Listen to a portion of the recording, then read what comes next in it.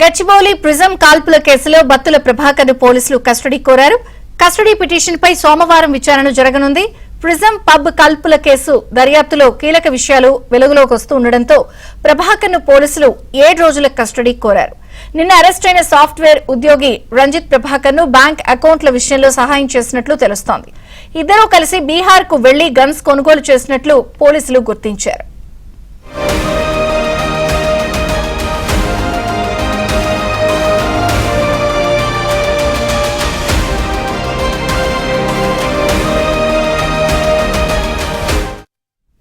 Gachibowli prism కాల్పుల కేసులో బత్తుల ప్రభాకర్ ను పోలీసులు కస్టడీ కోరారు. కస్టడీ పిటిషన్ పై సోమవారం విచారణ జరగనుంది.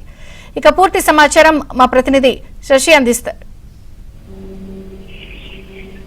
బత్తుల ప్రభాకర్ ప్రస్తుతం చంద్రగూడ జైలులో ఉన్నారు. ఇతను అరెస్టులో తీసుకోవాలంటూ కూడా ఇప్పటికే పోలీసులు భావిస్తూ ఉన్నారు. అందుకు అనుగుణంగానే కస్టడీ పిటిషన్ ను దాఖలు చేశారు. ఈ కస్టడీ పిటిషన్ లో 7 రోజుల పాటు కూడా తమకు బత్తుల ప్రభాకర్ ను కస్టడీకి ఇవ్వాలంటూ కూడా పోలీసులు కోరినటువంటి నేపథ్యంలో సోమవారం ఈ పిటిషన్ విచారణకు వచ్చేటటువంటి అవకాశం అయితే కనిపిస్తుంది. మరోవైపు ఇక బత్తుల ప్రభాకర్ ను విచారించాలంటూ కూడా పోలీసులు భావించినటువంటి నేపథ్యంలో అతను ఇప్పటి వరకు కూడా చేసినటువంటి నేర చరిత్ర మీద అతను విచారించేటటువంటి అవకాశం అయితే ఉంది. సుమారుగా 2013 నుంచి కూడా ఈ నేరాల బాట పట్టాడు బత్తుల ప్రభాకర్. అప్పటి నుంచి కూడా 100 చోట్ల దొంగతనాలకు పాల్పడ్డాడు. ఉభయ తెలుగు రాష్ట్రాల్లో సుమారుగా 80 నుంచి 100 వరకు కూడా ఆయన బత్తుల ప్రభాకర్ మీద కేసులు ఉన్నాయి. ప్రధానంగా ఇంజనీరింగ్ కాలేజీలను టార్గెట్ గా చేసుకుని, విద్యాలయాలను టార్గెట్ గా చేసుకుని ఈ దొంగతనాలకు పాల్పడ్డాడు. సుమారుగా 23 కేసుల్లో మోస్ట్ వాంటెడ్ గా కూడా ఇప్పటికే బత్తుల ప్రభాకర్ ఉన్నారు. మరోవైపు ఈ నేరాలు చేయడానికి వీలుగా పొరపాటున పోలీసులకు పట్టుబడినా, లేకపోతే దొంగతనాలు చేసేటప్పుడు పట్టుబడినా కూడా వెంటనే ప్రతిఘటించేందుకు వీలుగా, కాల్పులు జరిపి తప్పించుకోవడానికి వీలుగా ఆయన తుపాకులు కూడా కొనుగోలు చేసినట్టుగా ఇప్పటికే పోలీసుల దర్యాప్తులో వెల్లడైంది. కాబట్టి ఈ యొక్క గన్స్ కూడాను ఇప్పటికే బీహార్ నుంచి కొనుగోలు చేసినట్టుగా పోలీసులు గుర్తించారు. అయితే బత్తుల ప్రభాకర్ గన్స్ ఎప్పుడు కొనుగోలు చేశాడు, ఈ గన్స్ కొనుగోలు చేయడానికి సహకరించినటువంటి వారెవరు అన్న అంశాల గురించి కూడా ఇప్పటికే పోలీసులు దర్యాప్తు చేయబోతున్నారు.